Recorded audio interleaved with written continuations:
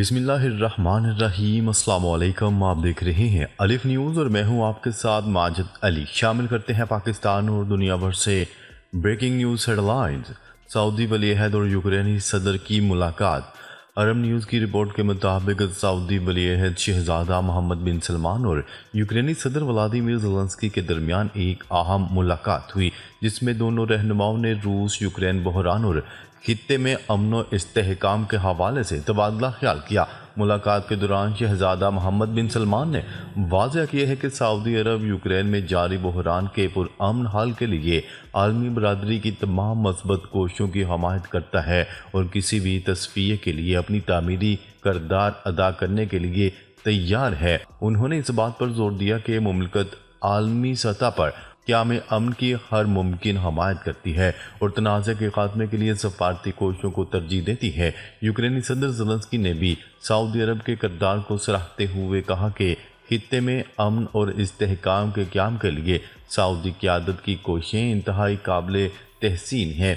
उन्होंने उम्मीद ज़ाहिर की कि सऊदी अरब और दीगर आलमी क़ुव्वतों की मदद से रूस यूक्रेन तनाज़े का कोई मौसर हल तलाश किया जा सकेगा जो तमाम फ़रीक़ैन के लिए काबिल कबूल हो। वाज़ेह है कि सदर ज़ेलेंस्की ऐसे वक्त में सऊदी अरब पहुँचे जब जद्दा में अमरीकी और यूक्रेनी हुकाम के दरमियान अहम मुज़ाकरात होने जा रही हैं। खबर के अगले हिस्से में बात करते हैं डोनाल्ड ट्रंप की नई सफरी पाबंदियां, रेड लिस्ट जारी, पाकिस्तान का नाम भी शामिल। अमेरिकी सदर डोनाल्ड ट्रंप की जानिब से नई सफरी पाबंदियां आयद कर दी गई। मुतअद्दिद ममालिक के नाम पर मुश्तमिल रेड लिस्ट जारी कर दी गई। खबरसार एजेंसी की रिपोर्ट के मुताबिक रेड लिस्ट में मौजूद ममालिक के शहरियों के अमेरिका में दाखिले पर पाबंदी होगी। सूडान, सोमालिया, ईरान, शाम, यमन और शुमाली कोरिया भी फहरिस्त में शामिल है। पाकिस्तान, अफगानिस्तान का नाम भी फहरिस्त में शामिल। डोनाल्ड ट्रंप की जानिब से सफरी पाबंदियां कल लगाई जा सकती हैं। दूसरी जानिब वज़ीर मुमलिकत दाखिला तलाल चौधरी का कहना है कि अमरीकी वीज़े से मुतल्लिक बयान पर फॉरेन अफेयर वाले बेहतर बता सकते हैं। हम तो चाहते हैं कि अमरीका से ताल्लुकात अच्छे हों। खबर के अगले हिस्से में बात करते हैं शामी हुकूमत का बशार अल असद के हामियों के खिलाफ ऑपरेशन ख़त्म करने का ऐलान।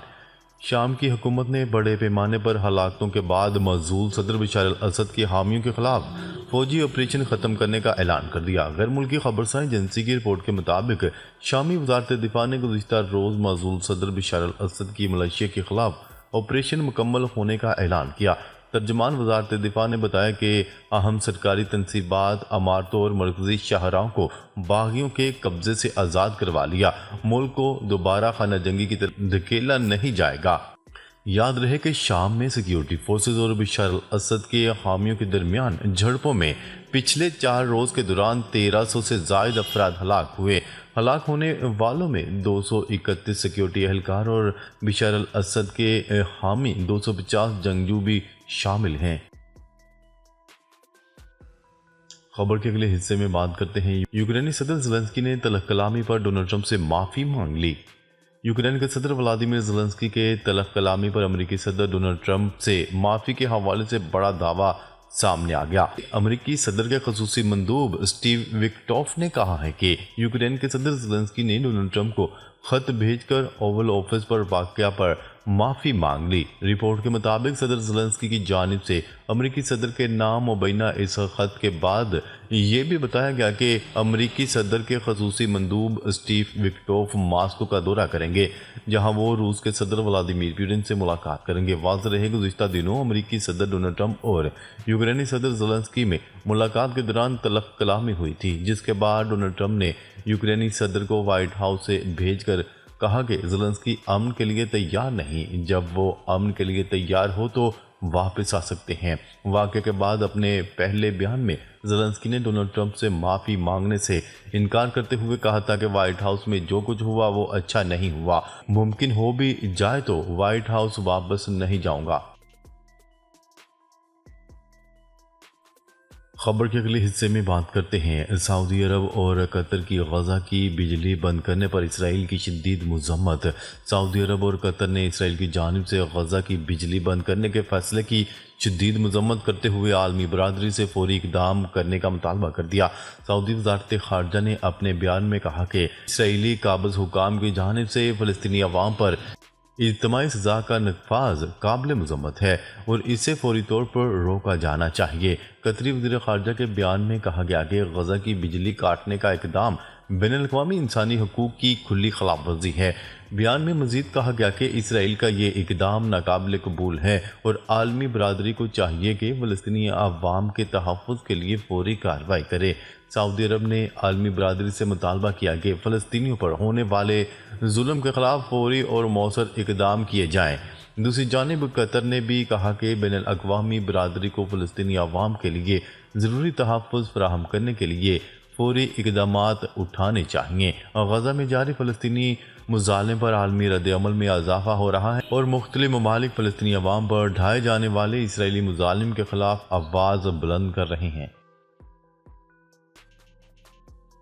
خبر کے اگلے حصے میں بات کرتے ہیں امریکی آئل ٹینکر اور پرتگالی بحری جہاز میں خوفناک تصادم۔ یارک شائر کے ساحل سے دور شمالی سمندر میں امریکی پرچم والے آئل ٹینکر اور کنٹینر سے لدا پرتگالی بحری جہاز آپس میں ٹکرا گئے۔ عالمی خبرساں ادارے کی رپورٹ کے مطابق یہ حادثہ شمال مشرقی قصبے ویدرنسی کے قریب ایمبرسٹوری میں صبح 10 بجے سے کچھ پہلے پیش آیا۔ حادثہ کا شکار ہونے والے آئل ٹینکر کا نام اسٹینا میکولیٹ ہے اور اس پر امریکی پرچم لہرا رہا تھا، جبکہ بحری جہاز کا نام سولنگ تھا اور اس پر پرتگالی پرچم لہرا رہا تھا۔ تصادم کی اطلاعات ملتے ہی جائے وقوع پر سیکیورٹی ٹیم بھیج دی گئی، جس سے لائف بوٹس اور ایک کوسٹ گارڈ ہیلی کاپٹر شامل ہیں۔ امدادی کاموں کے دوران حادثے کی جگہ سے 32 افراد کو شدید زخمی حالت میں ریسکیو کیا گیا، جن میں سے اکثر کی حالت شدید نازک ہے۔